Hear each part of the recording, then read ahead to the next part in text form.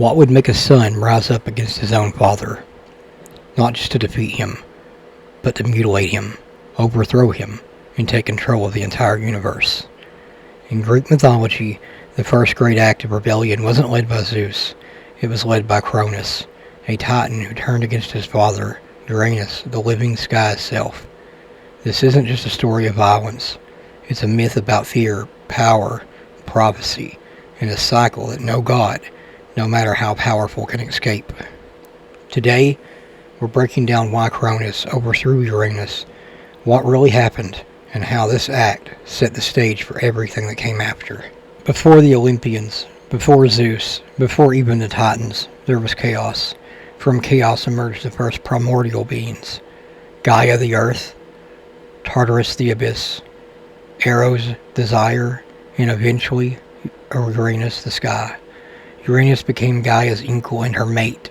Together they produced powerful children, the Titans, the Cyclops, and the Hecatoncheires, otherwise known as the Giants, with 100 hands and 50 heads. These were not weak beings, they were forces of nature, and Uranus feared them. Uranus looked at his children and saw threats, not heirs. So instead of allowing them to take their place in the world, he imprisoned them. Some myths say he forced them deep into Tartarus. Others say he crushed them back into Gaia's womb, causing her unbearable pain. Imagine that, the sky pressing endlessly against the earth, refusing to let their children exist. Uranus ruled through control and fear, and Gaia suffered silently until she decided enough was enough. Gaia, the earth itself, plotted rebellion.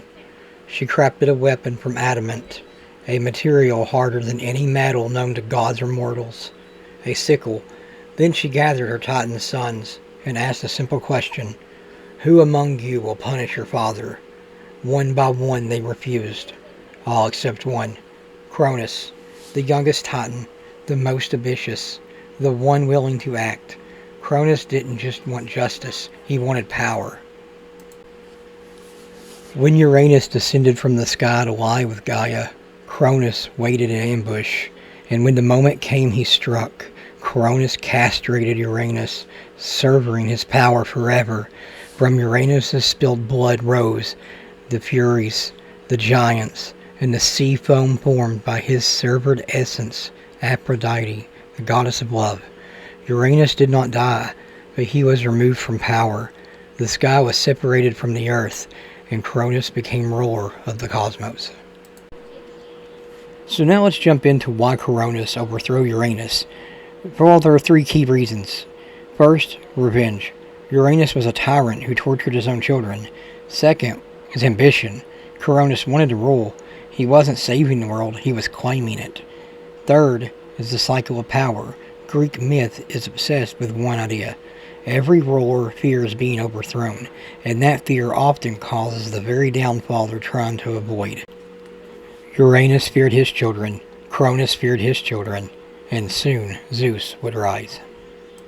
Cronus believed he had broken the cycle, but a prophecy warned him one of his own children would overthrow him.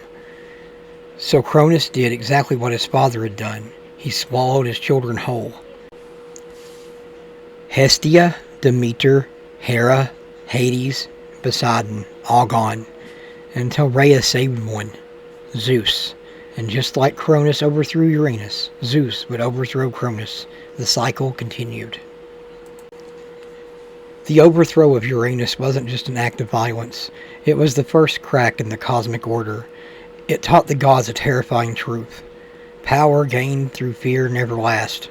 Cronus destroyed his father to escape tyranny, only to become a tyrant himself.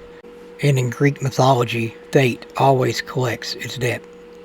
If you enjoyed this deep dive into Greek myth, like the video, subscribe, and let me know in the comments which myth you want broken down next, because every god has a secret.